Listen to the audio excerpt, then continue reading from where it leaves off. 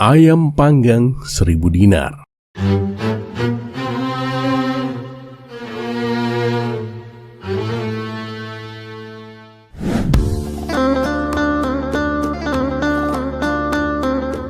Assalamualaikum warahmatullahi wabarakatuh. Semoga semua kebaikan terlimpah kepada kita semua. Amin ya rabbal alamin. Pernahkah kamu membayangkan harus membayar seharga sebuah istana hanya untuk sepiring ayam panggang dan sebutir telur? Itulah nasib sial yang menimpa seorang pedagang India di Baghdad. Di hadapan hakim, sebuah logika yang tampak masuk akal namun licik nyaris menghancurkan hidupnya. Namun ketika hukum kehilangan akal sehatnya, Abu Nawas datang dengan sebuah kegilaan yang justru menjadi satu-satunya kunci untuk menyelamatkan sang pedagang. Bagaimana cara Abu Nawas membalikan keadaan hanya dengan cerita tentang gandum rebus? Dan inilah kisah lengkapnya. Al-Kisah, seorang pedagang India datang ke kota Baghdad untuk berdagang. Ia menyewa sebuah penginapan yang bersebelahan dengan sebuah warung makan. Karena merasa lapar, ia pun memesan makan malam. "Tuan mau pesan apa?" tanya pemilik warung. "1 ekor ayam panggang dan sebutir telur," jawab si pedagang. Dan usai makan, ia berniat untuk membayar. Namun si pemilik warung ternyata sudah tertidur lelap. Keesokan paginya ketika ia terbangun, rombongan kafilahnya sudah bersiap berangkat. Ia mencoba memanggil pemilik warung berkali-kali, tetapi orang itu tak kunjung muncul. Dan karena terburu-buru, ia pun terpaksa pergi tanpa sempat melunasi tagihannya. Secara kebetulan, setahun kemudian kafilah pedagang India itu kembali ke penginapan yang sama. Ia pun memesan menu yang persis sama dengan tahun lalu. Setelah makan, dengan jujur ia berkata kepada pemilik warung, "Setahun yang lalu aku berutang 1 porsi makanan kepadamu." "Apa yang Tuan makan waktu itu?" tanya si pemilik warung. "Aku makan 1 ekor ayam panggang dan sebutir telur, persis seperti yang aku makan sekarang." Si pemilik warung terdiam sejenak. Ia mulai menghitung dengan sangat teliti. "Nah, Tuan, totalnya yang harus Anda bayar adalah 1000 dinar. Pedagang India itu pun tersentak kaget. "Apa? 1000 dinar? Tidak mungkin. Kamu pasti salah hitung." "Tidak, Tuan. Hitungan saya sudah benar," jawab si pemilik warung dengan tenang. "Kamu sudah gila ya? Mana ada 2 ekor ayam dan 2 butir telur harganya semahal itu?" Si pemilik warung kemudian menjelaskan logikanya yang licik. "Begini Tuan, coba Tuan pikirkan baik-baik. Jika ayam dan telur yang Tuan makan setahun lalu masih hidup, saya bisa membuat ayam itu bertelur dan menetaskannya. Dari anak-anak ayam itu akan lahir ribuan ayam lainnya dalam setahun Tuan. Saya jadi kehilangan potensi keuntungan ribuan ayam hanya karena Tuan memakannya." Perselisihan itu menjadi sangat hebat hingga menarik perhatian orang banyak. Akhirnya masalah ini dibawa ke hakim setempat. Namun di luar dugaan, sang hakim justru memihak ke pemilik warung. "Apa yang dikatakan pemilik warung itu masuk akal secara logika ekonomi. Kamu harus membayar 1000 dinar, putus sang hakim. Dalam keadaan cemas, salah seorang kawan si pedagang teringat pada Abu Nawas. Ia yakin hanya Abu Nawas yang bisa mematahkan logika aneh tersebut. "Tenanglah kawan, aku akan memanggil kawanku, seorang hakim kota yang sangat cerdas. Dan apapun keputusannya nanti, kita semua harus menerimanya," ujar kawan tersebut. Mereka pun setuju. Abu Nawas yang mendengar cerita tersebut hanya tersenyum dan berkata, "Kembalilah, katakan kepada mereka 1 jam lagi aku akan datang." 1 jam berlalu, 2 jam pun lewat, namun Abu Nawas tak kunjung muncul. Orang-orang mulai tidak sabar. Saat emosi mulai memuncak, barulah Abu Nawas datang dengan langkah santainya. "Maafkan atas keterlambatan saya," ujar Abu Nawas di depan hakim dan orang banyak. "Tadi ada seorang petani datang meminta nasihat. Selain hakim, saya ini juga ahli pertanian. Ya, saya menyarankan kepadanya agar merebus biji gandumnya terlebih dahulu sebelum ditanam, supaya hasil panennya melimpah ruah.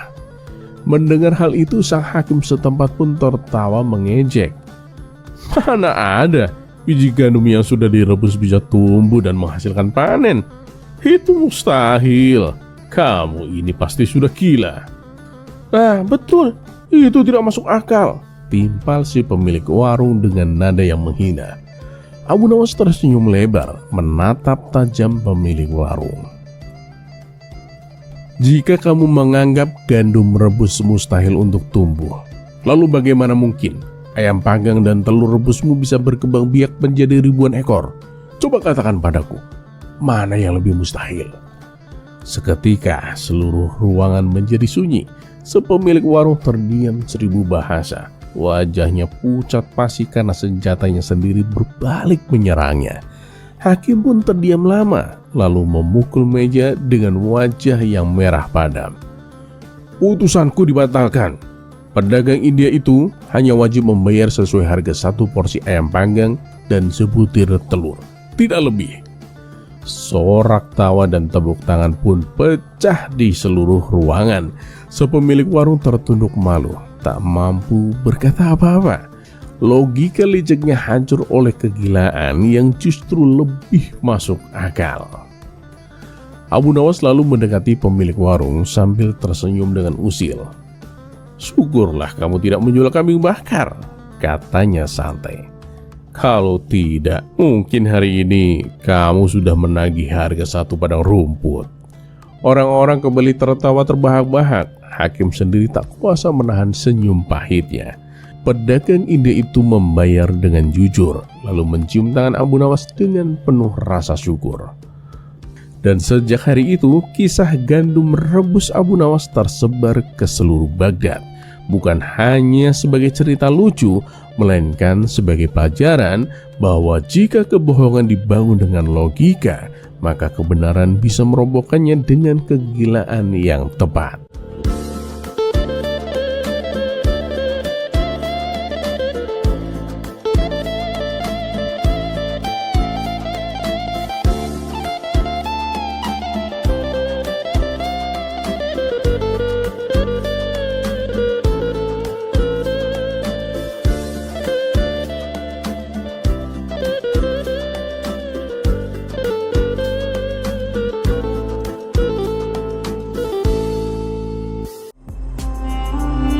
Kisah selanjutnya.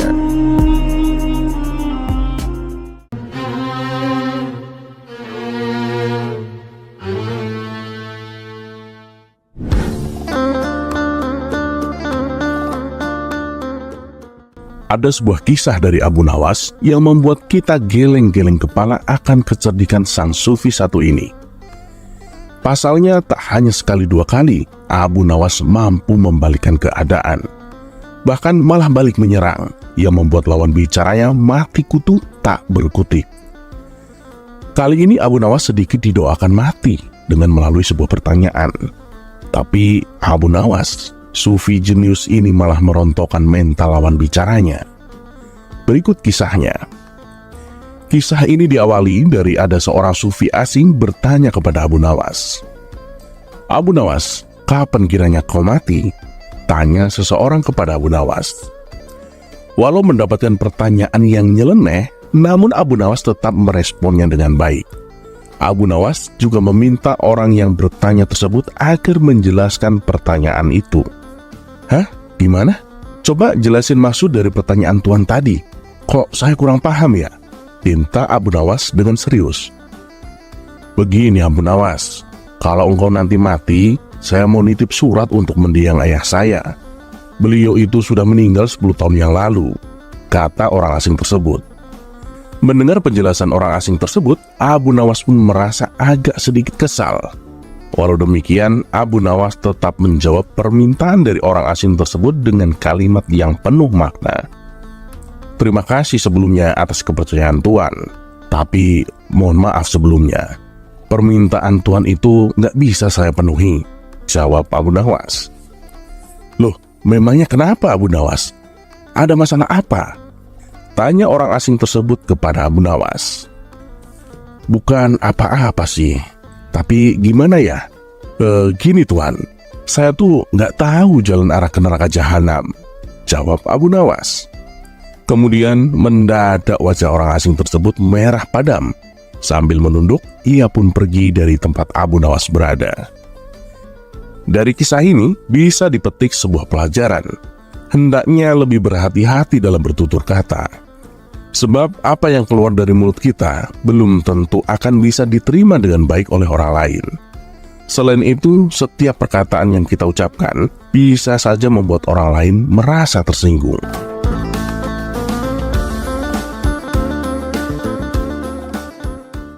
Kisah selanjutnya.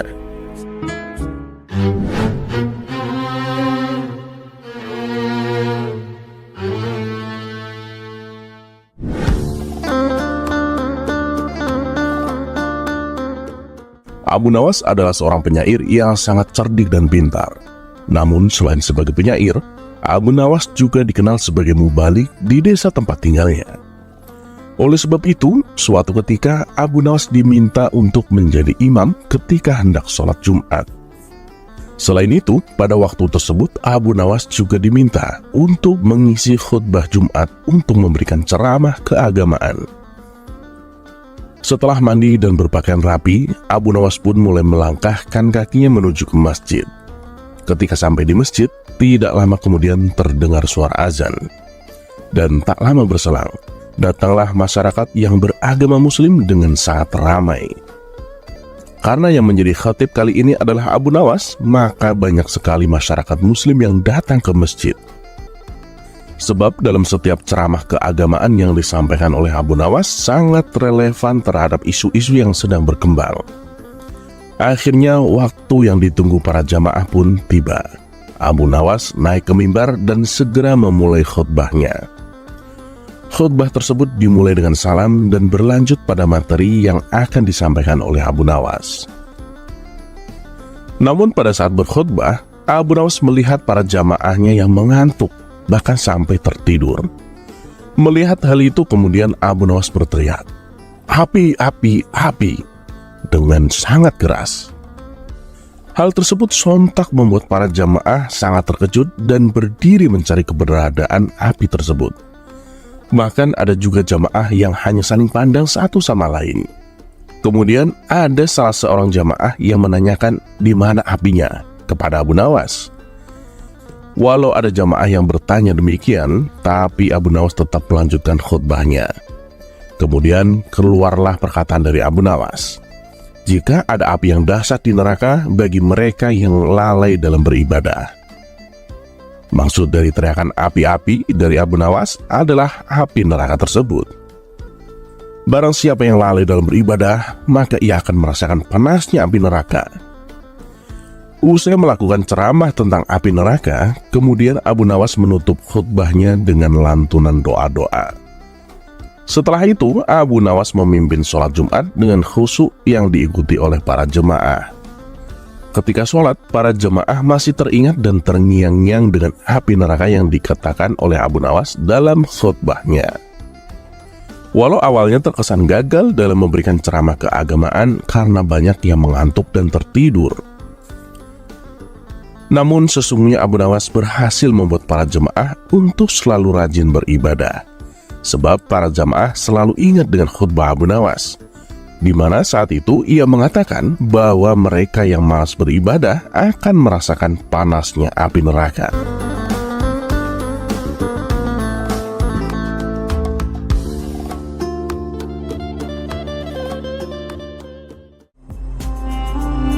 Kisah selanjutnya.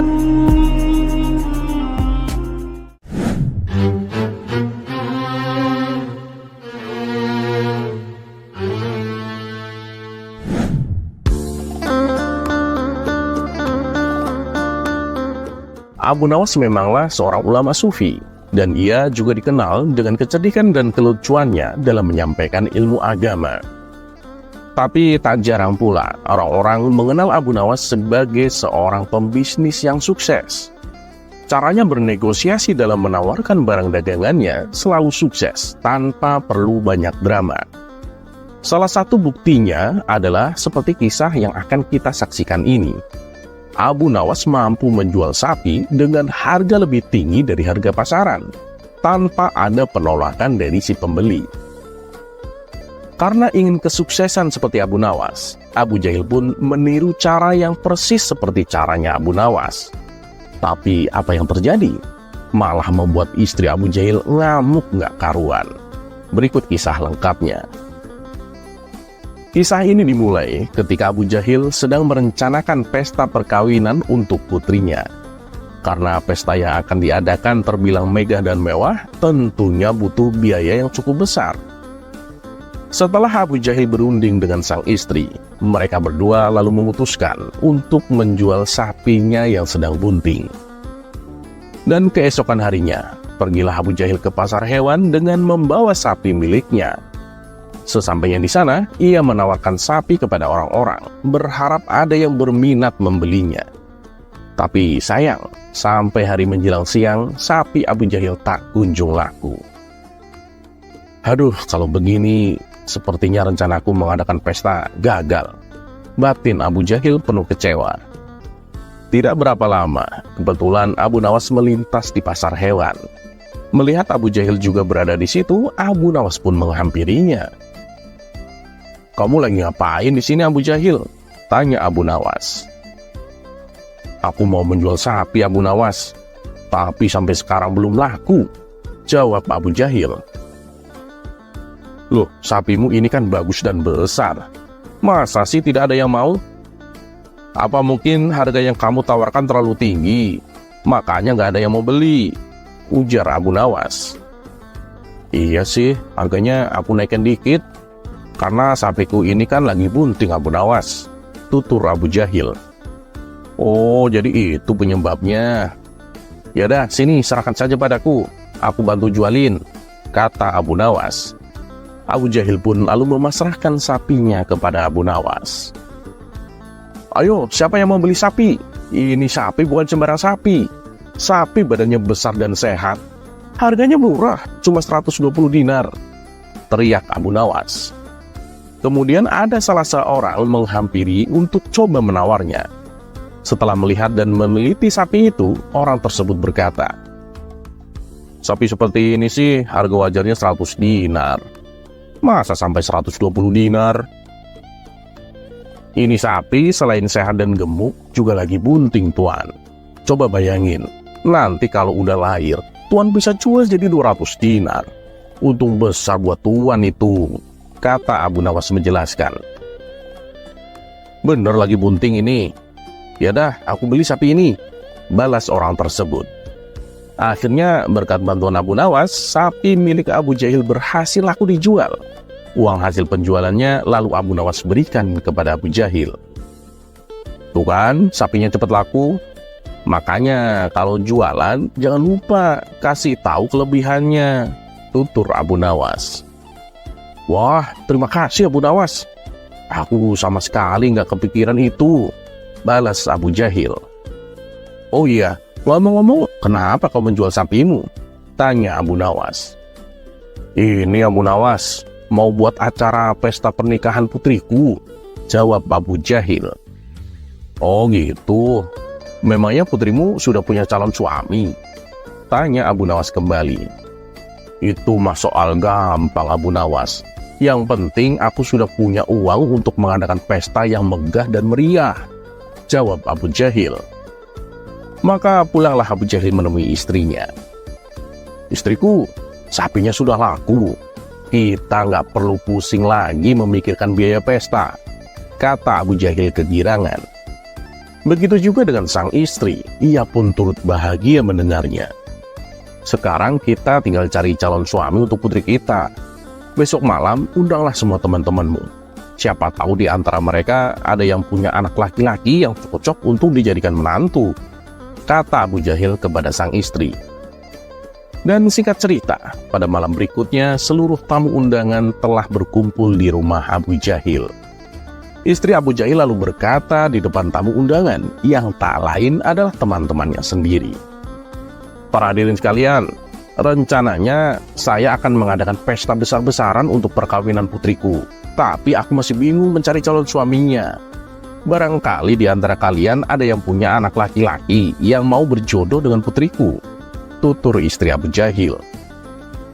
Mendengar hal itu, para tamu undangan langsung tertarik. Di antara mereka ada yang saling berbisik. Putrinya kan cantik sekali. Sayang aku gak punya anak laki-laki. Yang lain menimpali. Aku punya anak laki-laki, tapi sayangnya sudah menikah. Aku juga punya anak laki-laki, tapi sudah bertunangan, sahut yang lain. Karena belum ada tamu yang merespon tawaran tersebut, sehingga Abu Jahil mengira para tamunya tidak ada satupun yang berminat. Maka tiba-tiba Abu Jahil berdiri dan berkata di hadapan para tamunya, semuanya, yang terpilih menjadi calon suami putriku adalah pemuda yang paling beruntung. Karena putriku bukan hanya cantik, tapi dia juga sedang bunting 2 bulan. Sontak para tamu undangan terkejut dibuatnya. Begitu juga dengan istri Abu Jahil. Akibat perkataan itu, semua tamu undangan langsung membubarkan diri. Tentu saja mereka tak mau menikahkan anaknya dengan anak Abu Jahil, walaupun dikasih bonus sekalipun. Betapa marah dan kecewanya sang istri kepada Abu Jahil selaku suaminya. "Kamu ini kenapa sih ngomong sembarangan?" bentak sang istri. "Memangnya aku salah apa?" tanya Abu Jahil keheranan. "Anak kita kan masih perawan. Kenapa kamu bilang lagi bunting 2 bulan? Kata sang istri penuh emosi. "Iya, aku tahu anak kita masih perawan. Tapi tujuannya kan baik, supaya yang menikah dengan anak kita merasa beruntung," ujar Abu Jahil. "Beruntung apanya? Kamu malah membuat acaranya berantakan," kata sang istri bertambah emosi. "Kenapa sih kamu sampai ngomong seperti itu?" tanya sang istri merasa heran. "Begini istriku, tadi siang waktu aku menjual sapi di pasar, kan tidak ada yang mau beli. Padahal sapinya besar dan sehat. Lalu datang Abu Nawas membantuku. Dia lantas memberitahu kepada orang-orang kalau sapi yang aku jual sedang bunting 2 bulan. Dan gak lama sapinya langsung laku. Makanya aku pakai cara Abu Nawas supaya putri kita cepat laku," ujar Abu Jahil dengan polosnya. Sang istri langsung menepuk jidat mendengar penjelasan Abu Jahil.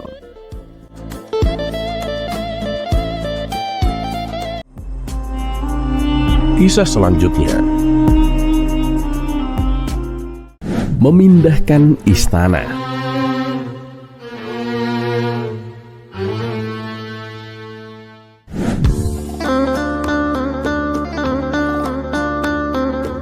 Lagi dan lagi, Baginda Raja merasa bosan.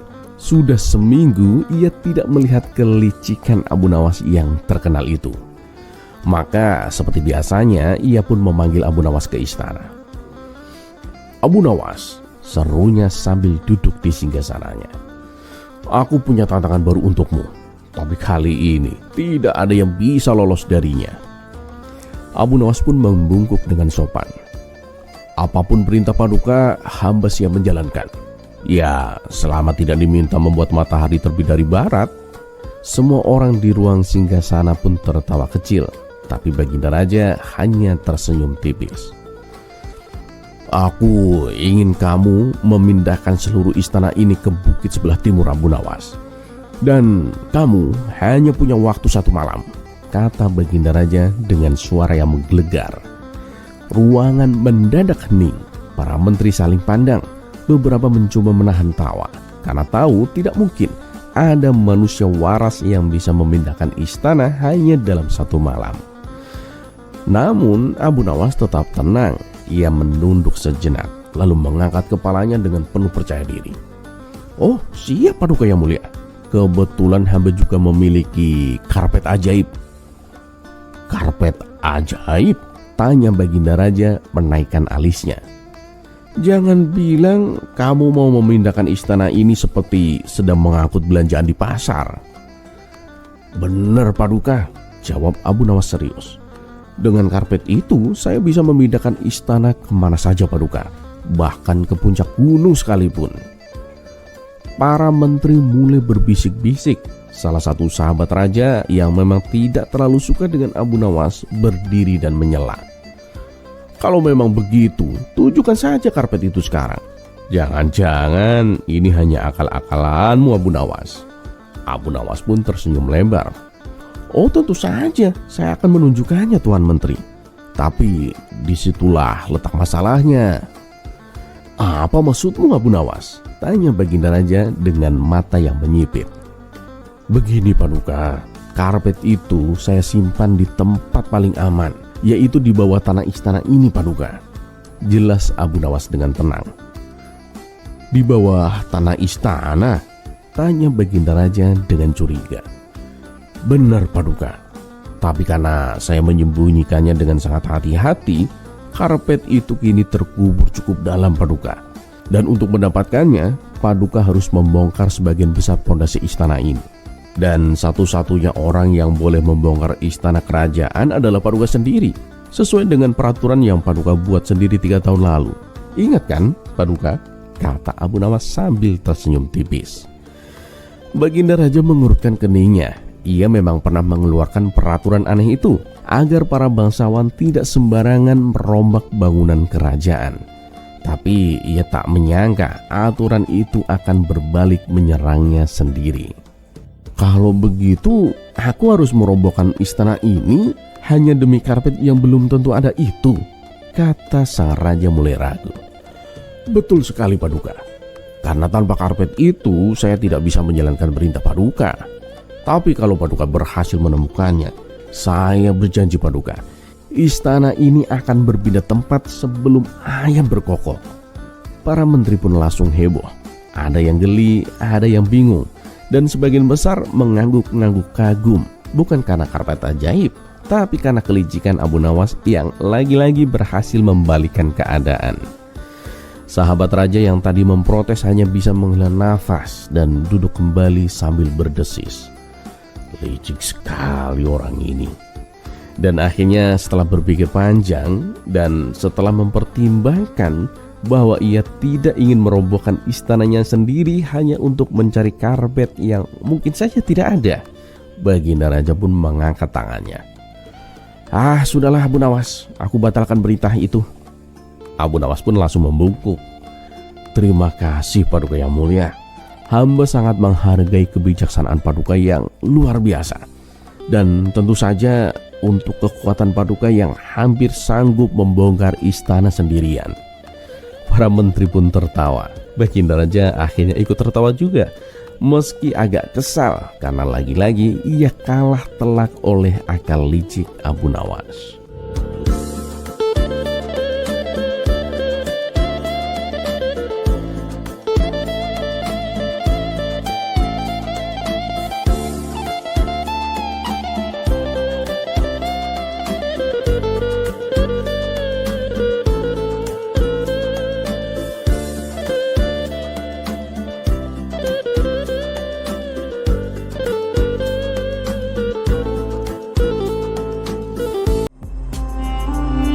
Kisah selanjutnya.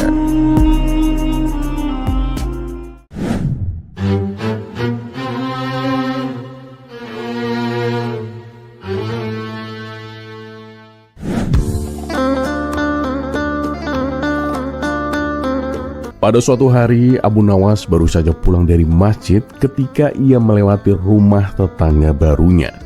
Rumah tersebut tampak biasa saja, kecuali satu hal yang menarik perhatian Abu Nawas. Di halaman rumah itu ada pohon apel yang buahnya berbuah lebat. Namun yang lebih mengejutkan adalah kebiasaan tetangganya yang selalu memberikan sesajen makanan kepada pohon apel tersebut setiap pagi dan sore. Tetangga Abu Nawas itu memang seorang pemuja pohon yang sangat taat. Setiap kali ia melakukan ritual sesajennya, Abu Nawas melihatnya dengan rasa ingin tahu yang besar. Namun suatu hal yang lebih mengejutkan lagi adalah betapa seriusnya tetangganya dalam memberikan sesajen.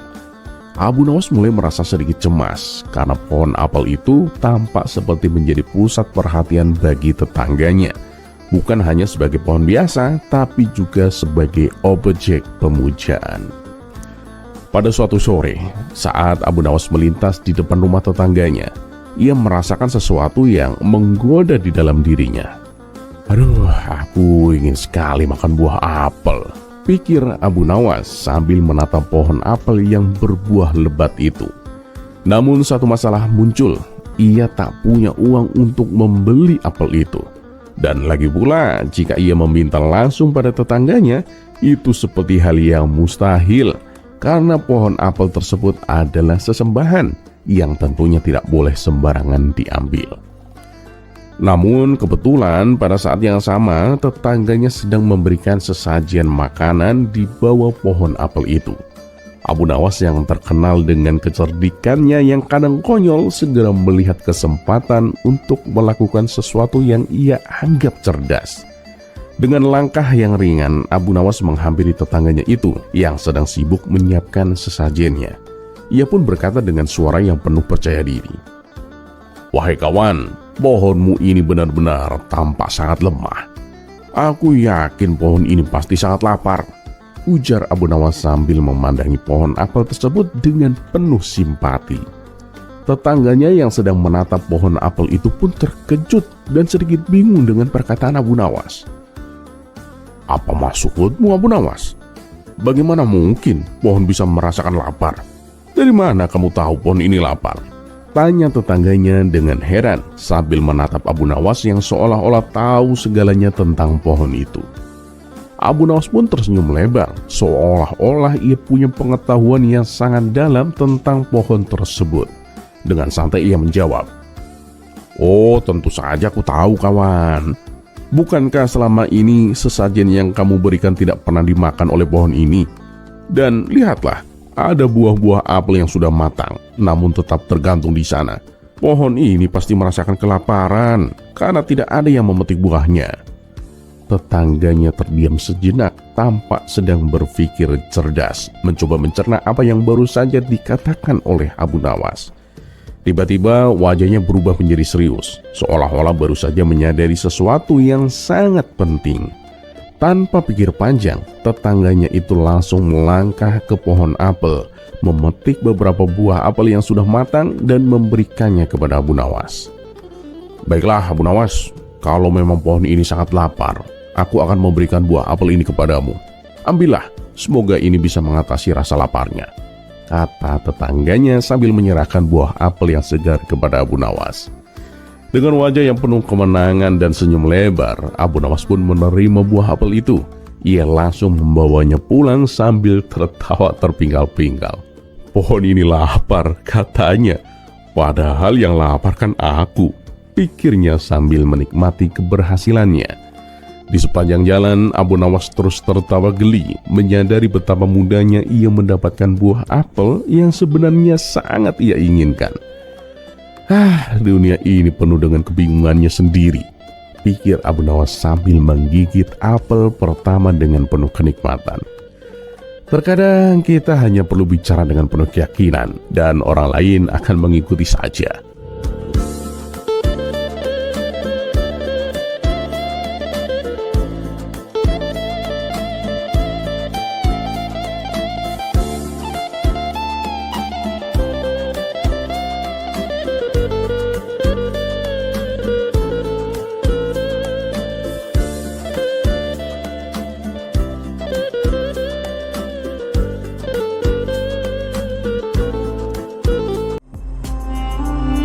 Kisah selanjutnya. Di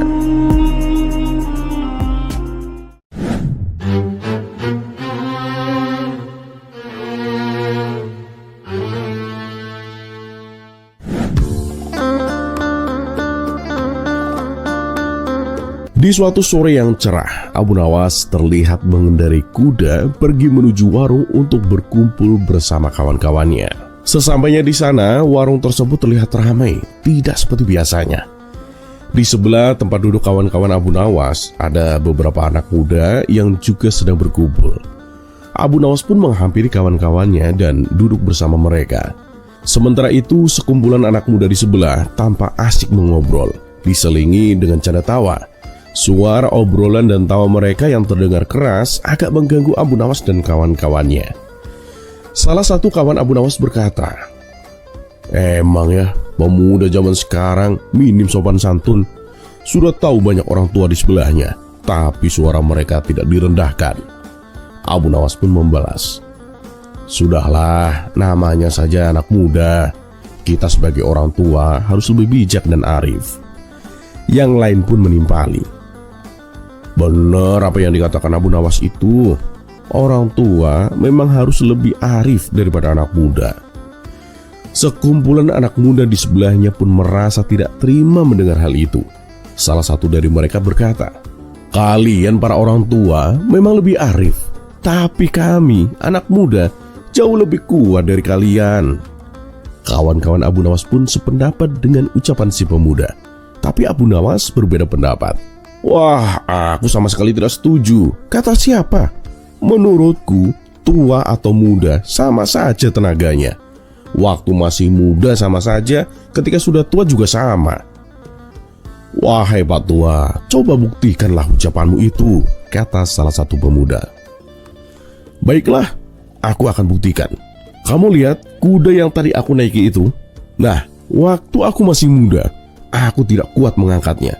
Dan sekarang ketika aku sudah tua, aku juga masih tidak kuat mengangkatnya," jawab Abu Nawas. "Kalau kamu gak percaya, coba angkat kudaku itu. Pasti tenagamu tidak kuat seperti aku," lanjut Abu Nawas. Mendengar itu, spontan kawan-kawan Abu Nawas pun tertawa terpinggal-pinggal. Adapun si pemuda berlalu meninggalkan Abu Nawas dengan menahan rasa malu.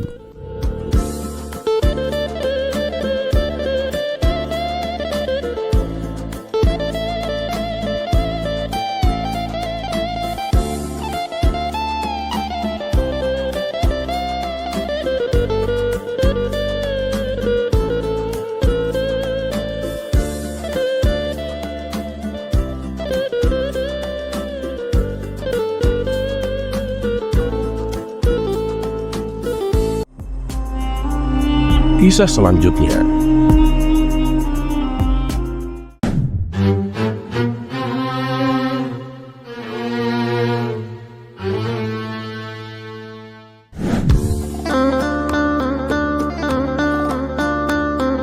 Untuk kesekian kalinya, Baginda Raja ingin kembali menguji kecerdasan Abu Nawas.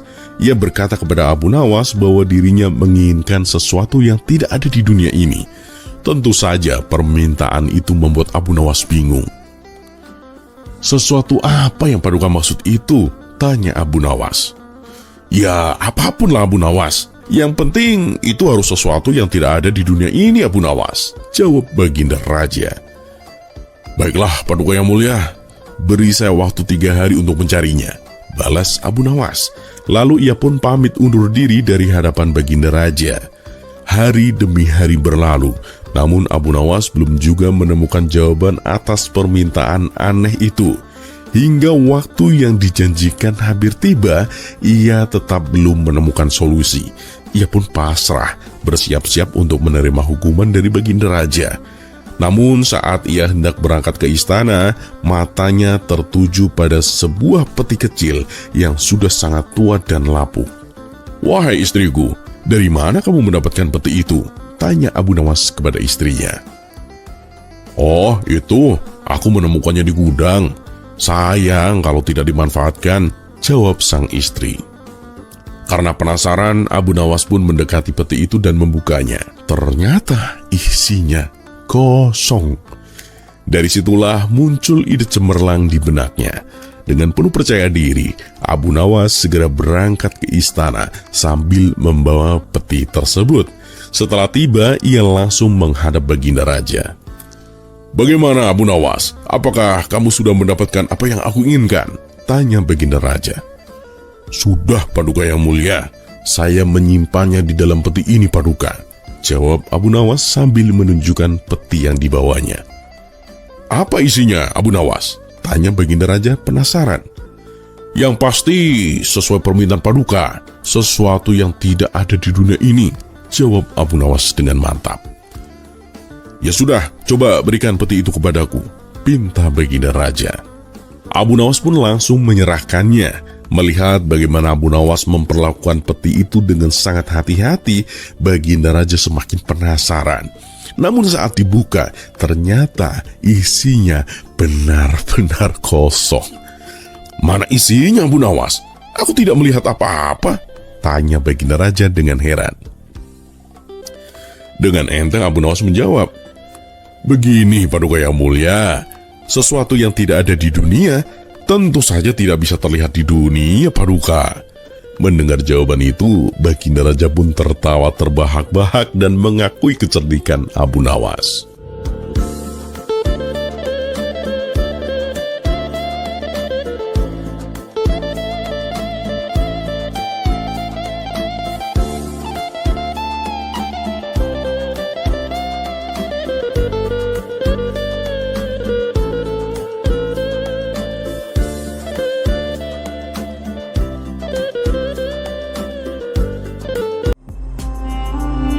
Kisah selanjutnya.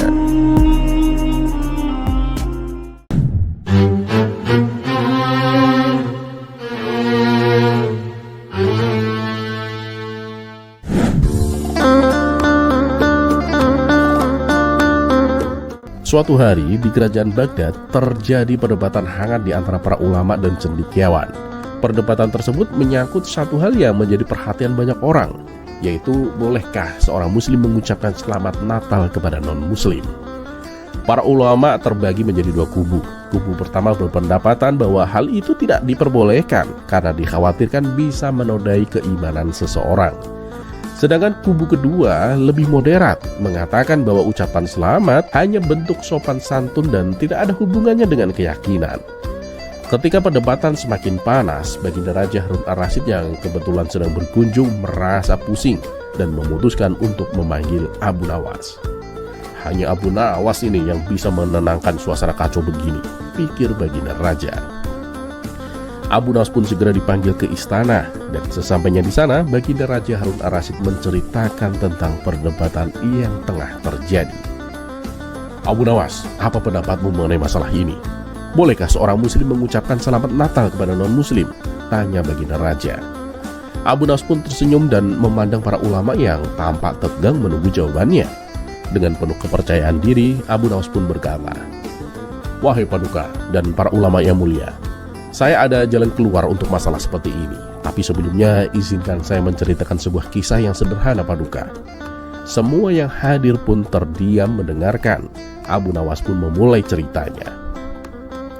Jadi, pada suatu hari ada seorang tukang roti yang selalu memberikan roti kepada tetangganya yang kebetulan beragama lain. Setiap pagi, sang tetangga mengucapkan selamat pagi dan terima kasih kepada tukang roti tersebut. Namun tukang roti itu tak pernah merasa bahwa dengan mengucapkan selamat pagi atau terima kasih, tetangganya itu ingin mengubah keyakinannya. Dan juga sebaliknya, tukang roti pun selalu membalas dengan senyuman dan mengucapkan selamat pagi pula sebagai tanda sopan santun. Apakah tukang roti itu menjadi murtad karena hal itu? Tentu tidak. Mereka hidup rukun, saling menghormati dan tidak saling mencampuri urusan keyakinan satu sama lain. Para ulama pun mulai merenung, sementara Abu Nawas melanjutkannya dengan lebih serius. Nah, begitu pula mengucapkan selamat Natal jika hanya sekedar tanda hormat dan sopan santun tidaklah lebih dari itu. Tentu saja niat yang menentukan segalanya. Jika niat kita tetap menjaga iman kita, maka tidak ada yang perlu ditakuti.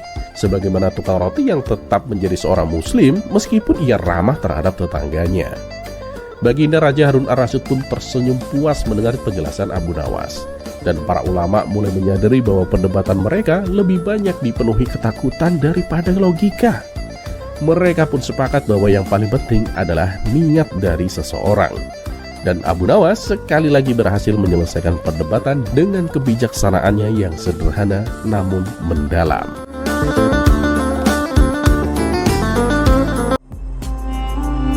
Kisah selanjutnya.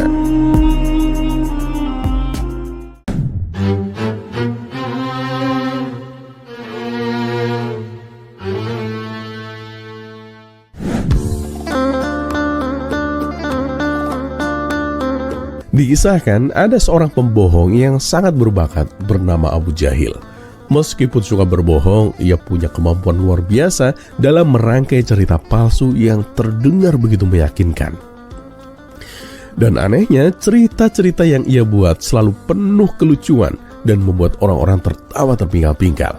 Karena itulah banyak orang senang berkumpul bersamanya sekedar untuk mendengar kisah-kisahnya yang konyol. Kabar tentang kepiawaian Abu Jahil ini akhirnya sampai juga ke telinga Baginda Raja. Sang raja pun merasa penasaran dan memutuskan untuk mengundang Abu Jahil ke istana. "Wahai Abu Jahil, aku dengar engkau ini adalah pembuat cerita yang ulung. Jadi kamu bisa menghiburku. Aku akan memberimu hadiah," kata Baginda Raja. Abu Jahil pun mengangguk, langsung memulai aksinya.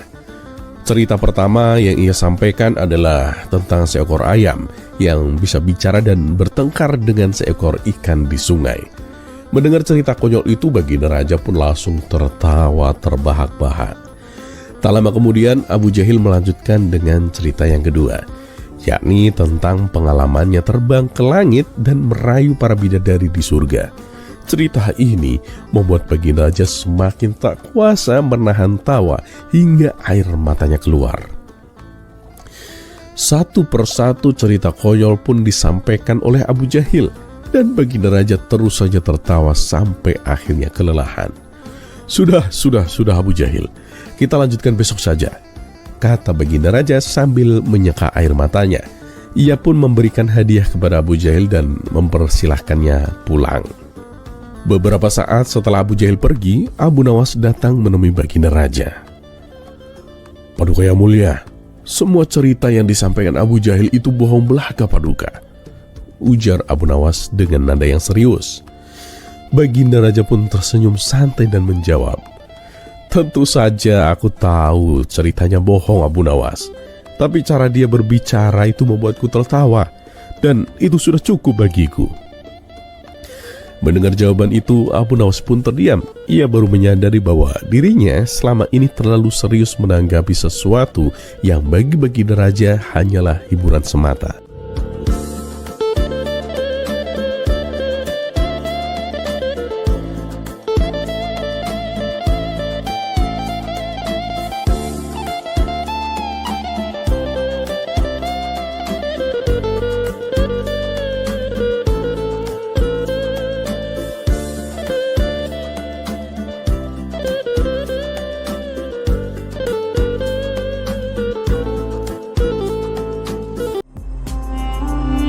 Kisah selanjutnya.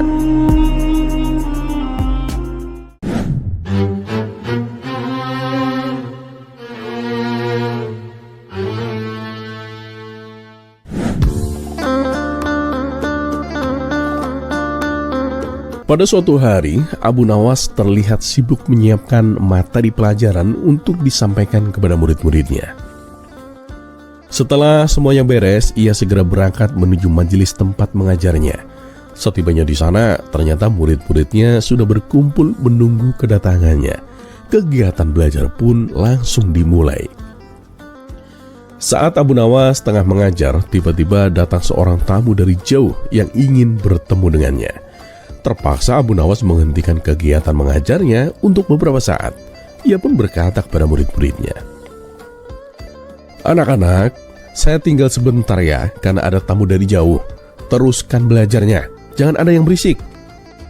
Setelah itu, ia pun meninggalkan majelis untuk menemui tamunya.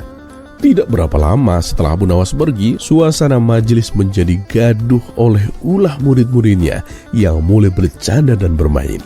Ya, namanya juga anak-anak. Saat gurunya tidak ada, mereka memanfaatkan kesempatan itu untuk bermain. Kegaduhan yang semakin menjadi-jadi membuat Abu Nawas terganggu. Apalagi ia sedang ada tamu dari jauh. Abu Nawas pun segera kembali ke majelis untuk menasehati murid-muridnya. Mendengar gurunya akan datang, mereka pun langsung pura-pura diam. Ada yang berpura-pura membaca buku, ada juga yang berpura-pura menghafal pelajaran. Abu Nawas berdiri di hadapan mereka dan berkata, "Kalian ditinggal sebentar saja, bukannya belajar malah bikin gaduh. Nilai ulangan kalian hampir semuanya jelek, tapi kalian malah bercanda dan bermain seenaknya. Lalu apa tujuan kalian datang ke majelis ini? Suasana pun mendadak hening. Semua murid menundukkan kepalanya. Tak ada yang berani menatap Abu Nawas. Abu Nawas pun melanjutkan. Apakah kalian ingin seperti keledai yang bodoh? Ayo, siapa di antara kalian yang ingin seperti keledai yang bodoh? Maju sekarang ke depan dan berdiri. Semua murid pun terdiam dan saling berpandangan, seolah-olah saling menyalahkan. Sudah, tak perlu saling menyalahkan. Saya tanya sekali lagi. Siapa di antara kalian yang ingin seperti keledai yang bodoh? Maju ke depan dan berdiri. Tentu saja tidak ada yang mau maju. Abu Nawas pun menasehati. Makanya belajar yang tekun, jangan banyak bermain. Suasana majelis masih terasa hening beberapa saat. Tiba-tiba dari arah pojok, salah satu murid maju ke depan dan berdiri di samping Abu Nawas. Tingkah murid ini tentu membuat Abu Nawas heran. Kamu yakin ingin seperti keledai yang bodoh? Tanya Abu Nawas. Tidak, saya tidak mau Tuan Guru, jawab murid itu. Kalau tidak mau, kenapa kamu maju ke depan dan berdiri? Tanya Abu Nawas kembali. Tadi kan Tuan Guru bilang orang yang berdiri di depan seperti keledai yang bodoh. Sedangkan yang saya lihat hanya Tuan Guru yang berdiri di depan. Saya jadi tidak tega melihat Tuan Guru berdiri sendirian. Makanya saya berdiri di sini untuk menemani Tuan Guru, jawab si murid dengan polos. Mendengar jawaban polos itu, wajah Abu Nawas pun langsung memerah menahan malu. Ia baru menyadari bahwa pilihan kata-katanya malah kembali kepada dirinya sendiri. Ternyata pilihan kata-kataku salah, pikir Abu Nawas sambil tersenyum.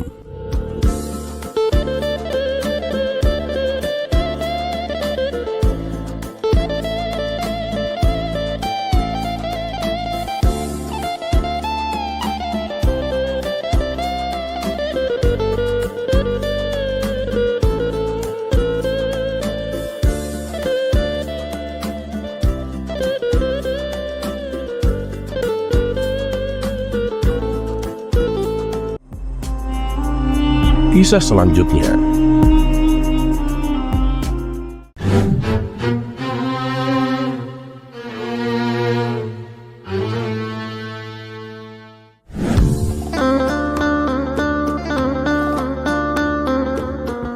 Suatu hari, di sela-sela waktu senggangnya, Baginda Raja mengajak Abu Nawas untuk menemaninya berburu di hutan. Tentu saja dengan penuh semangat, Abu Nawas langsung mengiyakannya. Bahkan ia menyarankan agar tak lagi berburu di hutan yang sama. Loh, memangnya kenapa Abu Nawas? Emang kamu punya rencana lain? Tanya Baginda Raja. Oh ada Paduka. Saya akan mengajak Paduka ke hutan yang banyak binatang rusanya, jawab Abu Nawas. Wah, yang bener. Di mana itu? Tanya Baginda Raja kembali.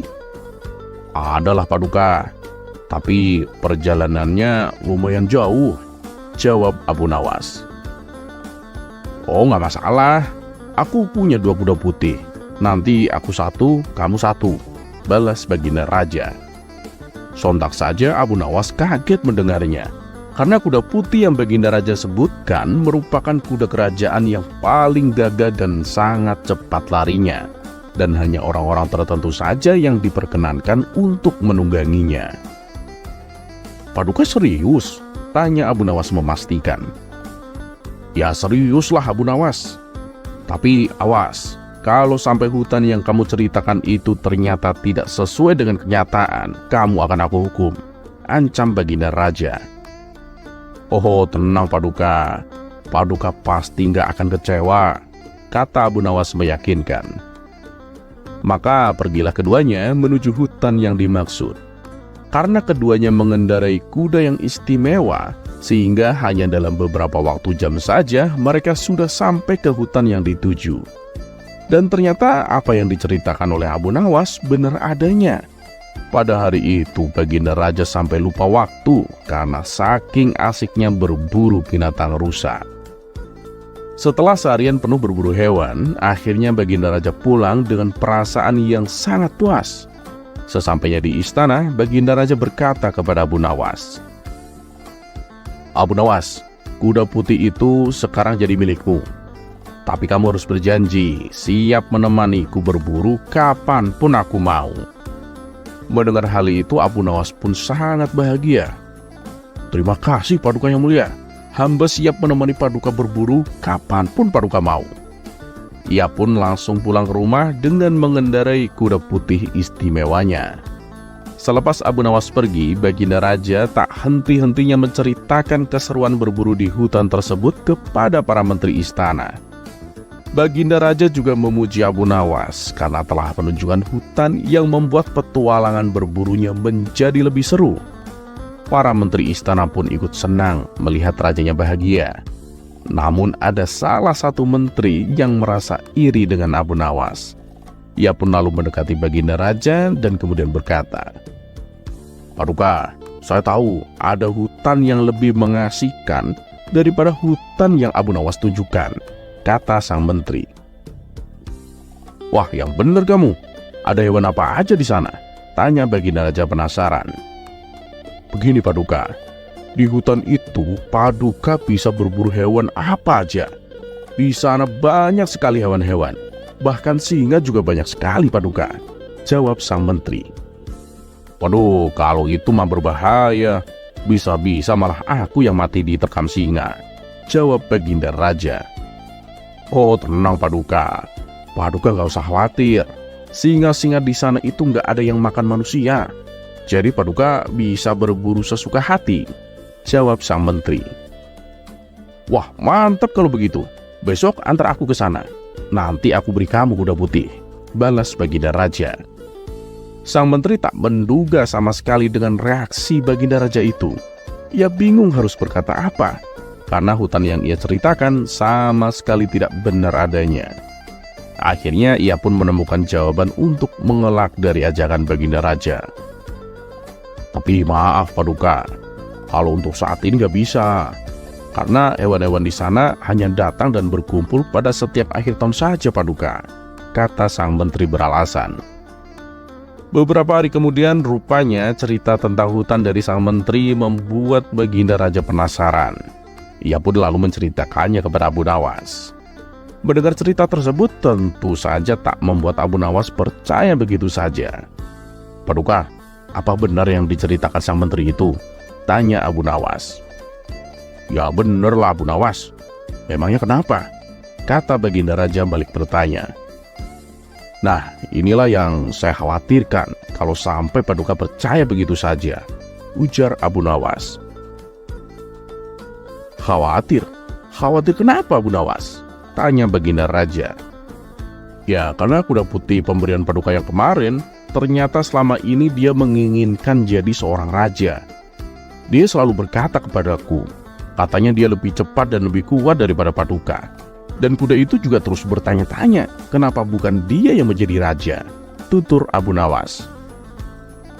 Ah, yang bener aja Abu Nawas. Emangnya kuda bisa bicara? Tanya Baginda Raja heran. Dengan tersenyum, Abu Nawas pun menjawab, ya memang gak bisa, kuda memang gak bisa bicara Paduka. Saya hanya ingin menunjukkan kepada Paduka bahwa terkadang kita itu harus waspada terhadap omongan yang tidak masuk akal. Seketika Baginda Raja baru tersadar bahwa hutan yang diceritakan sang menteri tidak benar adanya, karena memang tidak masuk akal sama sekali. Ia pun lalu memanggil menteri tersebut untuk bisa menunjukkan di mana hutan itu berada. Sang menteri lagi-lagi mengelak ajakan Baginda Raja yang membuat Baginda Raja menjadi emosi. Kamu jangan banyak alasan. Kalau kamu tidak bisa menunjukkan sekarang, kamu akan aku hukum 5 tahun penjara. Tapi kalau kamu jujur apa adanya dan mengakui kebohonganmu, hukumanmu akan aku potong jadi 1 bulan, bentak Baginda Raja. Akhirnya sang menteri mengakui perbuatannya dan mendapatkan hukuman 1 bulan penjara.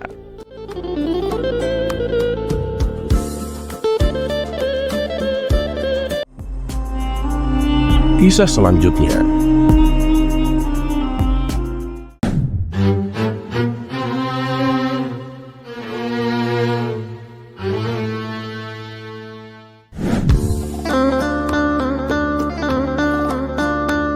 Pada suatu hari, Baginda Raja memerintahkan para pengawal untuk memanggil Abu Nawas agar segera datang ke istana. Dan tak lama kemudian, Abu Nawas pun menghadap. "Ada keperluan apa, wahai Paduka Yang Mulia?" tanya Abu Nawas. "Begini Abu Nawas," jawab Baginda Raja. "Aku ini butuh bantuanmu. Sahabatku, seorang raja dari negeri seberang, adalah raja yang sangat penakut. Aku ingin kamu menyembuhkannya dari rasa takutnya, Abu Nawas." Abu Nawas pun bertanya lebih lanjut tentang keadaan sang raja itu. Ketakutan yang dialaminya sungguh tidak wajar, Abu Nawas. Ia takut pada segala hal, bahkan pada bayang-bayangnya sendiri ia juga takut. Ia selalu membawa pengawal kemanapun ia pergi, bahkan ke kamar mandi sekalipun, jelas Baginda Raja. Abu Nawas pun terdiam sejenak, berpikir cukup lama. Akhirnya ia mendapat sebuah ide untuk menyembuhkan sang raja. "Jangan khawatir Paduka Yang Mulia, saya punya ramuan minuman sakti untuk menyembuhkannya," ucap Abu Nawas dengan yakin. Dan keesokan harinya Abu Nawas pun diajak Baginda Raja berangkat menuju negeri sahabatnya itu. Singkat cerita, mereka pun tiba dan langsung disambut di istana. Abu Nawas pun diperkenalkan kepada raja negeri tersebut. "Wahai Tuan Raja," kata Abu Nawas, "saya membawa obat ajaib yang dapat membuat Anda kebal terhadap segala ketakutan Tuan Raja." Sang raja yang merasa tertarik langsung menyetujui untuk mencoba ramuan dari Abu Nawas. Abu Nawas lalu menyerahkan sebotol air minum. "Minumlah ini Tuan Raja, setiap pagi dan malam. Dalam 1 bulan, Tuan Raja akan menjadi raja yang penuh keberanian. Sebab dengan meminum ramuan ini, akan hadir kodam yang senantiasa menjaga Tuan," jelas Abu Nawas. "Oh ya? Mana kodamnya? Kenapa aku tidak bisa melihatnya?" tanya sang raja penasaran. "Tuan Raja tidak akan bisa melihatnya, tapi kodam itu akan selalu bersama Tuan untuk menjaga dan melindungi Tuan," jawab Abu Nawas meyakinkan. Dan sebulan kemudian, Abu Nawas kembali mengunjungi sang raja. "Bagaimana perasaan Tuan Raja sekarang?" tanya Abu Nawas. Sang raja itu pun tersenyum bangga. "Wah, sekarang saya tidak takut lagi pada apapun Abu Nawas. Saya bahkan berani sendirian di malam hari," ujarnya dengan penuh percaya diri. "Wah, itu hebat sekali Tuan Raja," kata Abu Nawas. "Tapi tahukah Tuan, minuman yang saya berikan itu sebenarnya hanyalah air putih biasa Tuan. Tidak ada kodamnya sama sekali. Dan keberanian Tuan itu sesungguhnya datang dari dalam hati dan kepercayaan diri Tuan sendiri." Sang raja itu pun terdiam lalu mengangguk paham. Ia baru menyadari bahwa keberanian sejati itu tidak dapat dibeli, tidak dapat diminum, melainkan tumbuh dari keyakinan dalam diri sendiri. Dan sejak saat itu ia pun mulai belajar mengatasi rasa takutnya tanpa bantuan ramuan ajaib apapun.